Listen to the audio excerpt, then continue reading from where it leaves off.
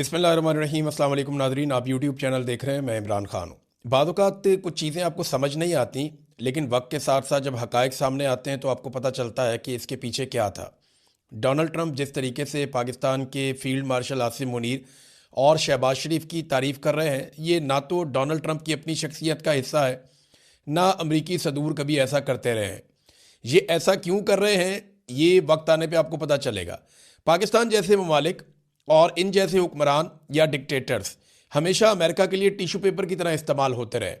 America ने इन्हें इस्तेमाल किया और जब वो इस्तेमाल कर रहे थे तब उन्हें अपनी आंख का तारा बनाया, लेकिन उसके बाद फिर हमने देखा कि इन लोगों का अंजाम कैसा हुआ। माजी में बहुत सारी ऐसी मिसालें हैं। अब आप ये बात अपने जहन में रखें कि डोनाल्ड ट्रंप की तारीफ बढ़ती चली जा रही। डोनाल्ड ट्रंप को पाकिस्तान से ऐसा क्या चाहिए? और शहबाज शरीफ साहब जो हैं वो तो आपको पता है शू शाइन बॉय का उनको आलमी सतह पे एक खिताब मिला हुआ है। अब जिस तरह डोनाल्ड ट्रंप ने कंधे से पकड़ के आपके वजीर आज़म को अपनी तरफ थोड़ा सा खींचा, ऐसे अपने करीब लगाया अपने साथ, वो बहुत अजीब था। यानी ऐसे जैसे किसी छोटे को नहीं बुलाता कोई। आप चले जाए ना मोटरसाइकिलों वाली या किसी गैराज में ऐसी दुकान पे, तो जैसे वो मालिक अपने छोटे को नहीं बुलाता, ऐसे वो शहबाज शरीफ को ट्रीट कर रहा था। और शहबाज शरीफ उसमें जो है उछल उछल के अपना कॉन्फिडेंस शो कर रहे थे। मुझे हैरत होती है, कोई डेकोरम होता है, कोई इज्जत होती है। एक एटमी मुल्क का वजीर आज़म है और जिस तरह डोनाल्ड ट्रंप उन्हें ट्रीट कर रहा है तो शहबाज शरीफ उसमें खुश हो रहे हैं, उनके लोग भी खुश हो रहे हैं कि जनाब कमाल हो गया।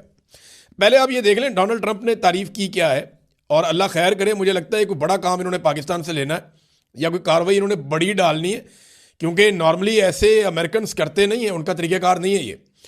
तो अता तारड़ ने इसके ऊपर लिखा और वो बताया, वैसे सारे ही लिख रहे हैं, यही रिपोर्ट हुआ हर जगह पे। अब अता तारड़ का मैंने जिक्र क्यों किया, आगे जाके आपको बताता हूँ। वज़ीर आज़म शहबाज शरीफ को बहुत पसंद करता हूँ। फील्ड मार्शल सैयद आसिम मुनीर बहुत आला सलार और बहुत ज़बरदस्त फाइटर है। अच्छा, सैयद उसने नहीं कहा था, ये अता तारड़ ने अपने से डाला है और गलती होगी, हाफिज़ भी साथ डालना चाहिए था। पाकिस्तान और भारत की जंग में बहुत शिद्दत इख्तियार कर रही थी। हमने अपना किरदार अदा करते हुए इस जंग को रुकवाया। जंग के दौरान 11 तैयारे गिराए गए। अच्छा, ना सिर्फ 11 तैयारे गिराए गए बल्कि उन्होंने कहा जी बड़े कीमती तैयारे गिराए गए।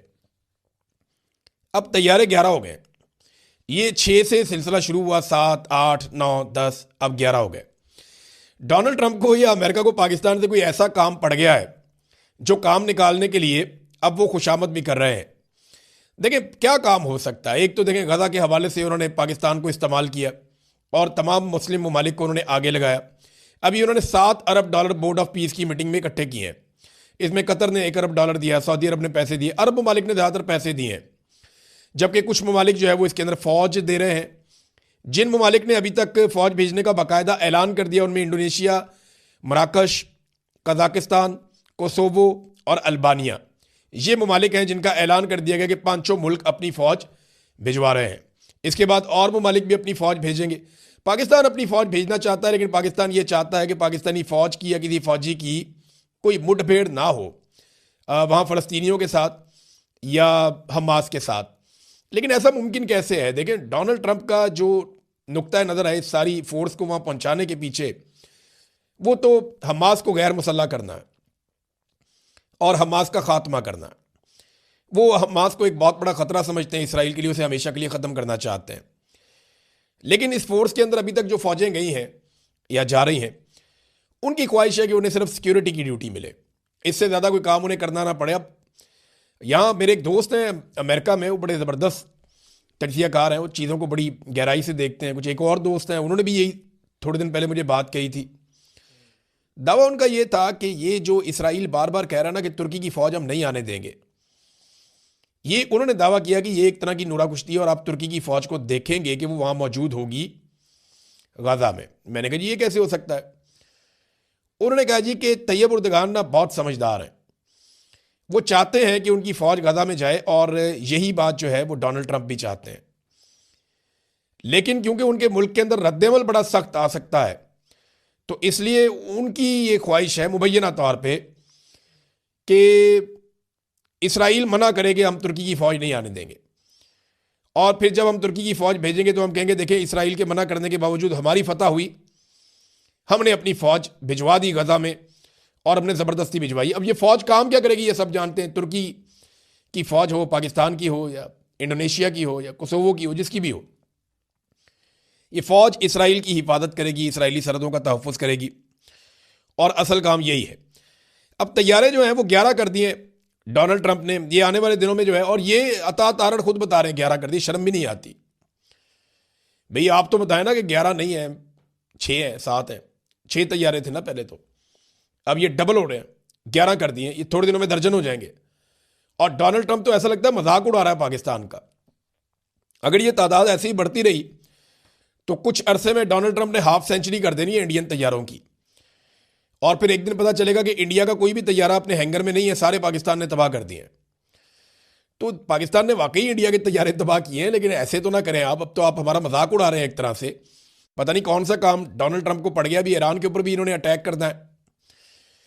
जो धमकियां आ रही हैं और जो सिचुएशन रिपोर्ट हो रही है, कुछ यूरोपीय ममालिक ने अपने शहरियों को खबरदार किया है। 1-2 ममालिक ने कहा अपने शहरियों को कि निकल जाओ वहां से फौरन, ईरान से, कि अमेरिका एक बड़ा अटैक कर सकता है, और ये बात रिपोर्ट हो रही है।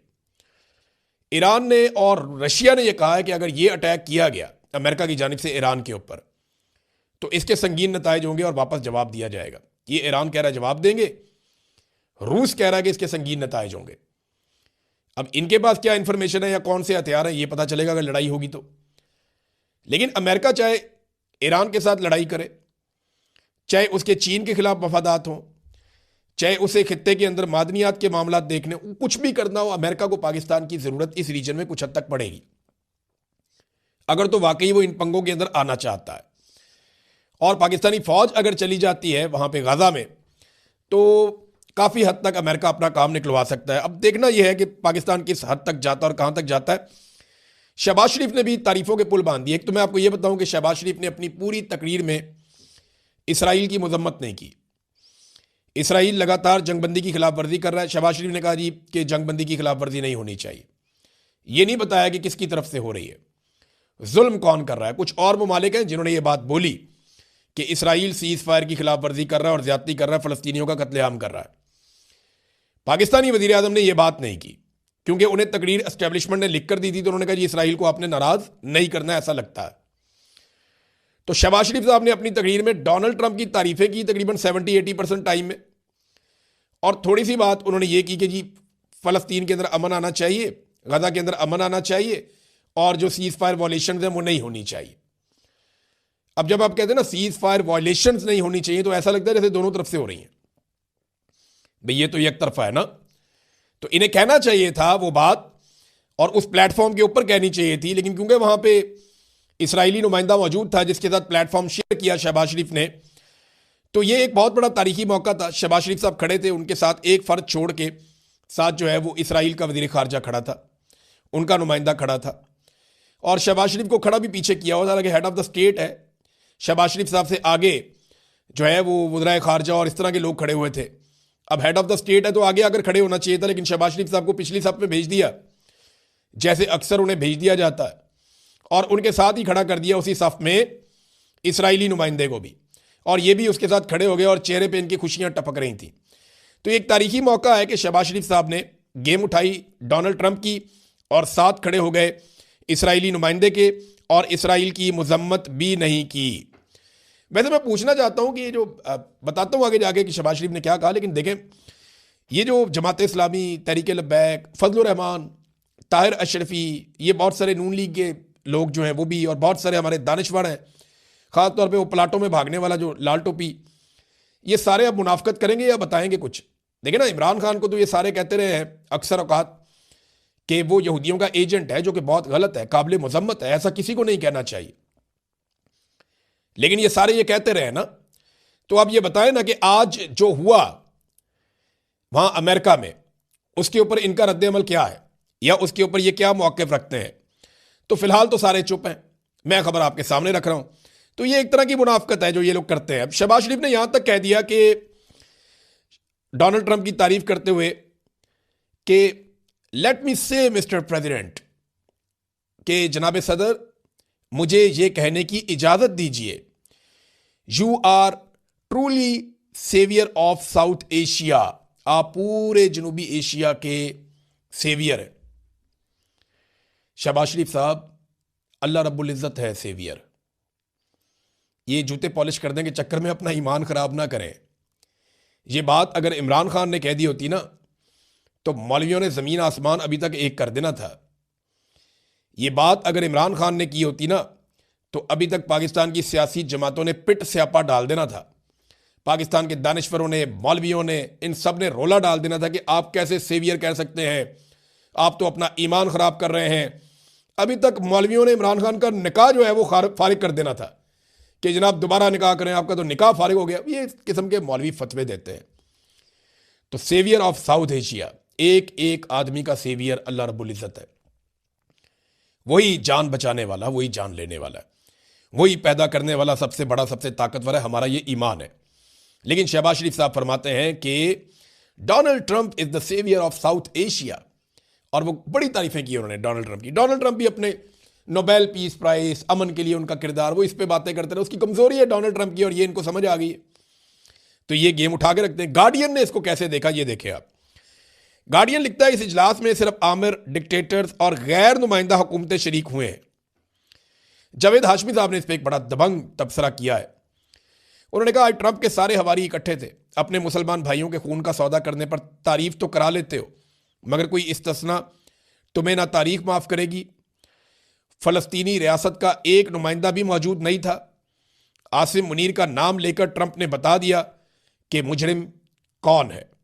ये जनाब जावेद हाशमी साहब का इस मामले में ट्वीट है। बहरहाल ये अब तक की सिचुएशन थी, मैंने आपके सामने रखी। अब नाज़रीन आ जाए कि एक्चुअली ये पाकिस्तान तहरीक इंसाफ के साथ हुआ क्या जब इमरान खान साहब की आंख का मामला बना।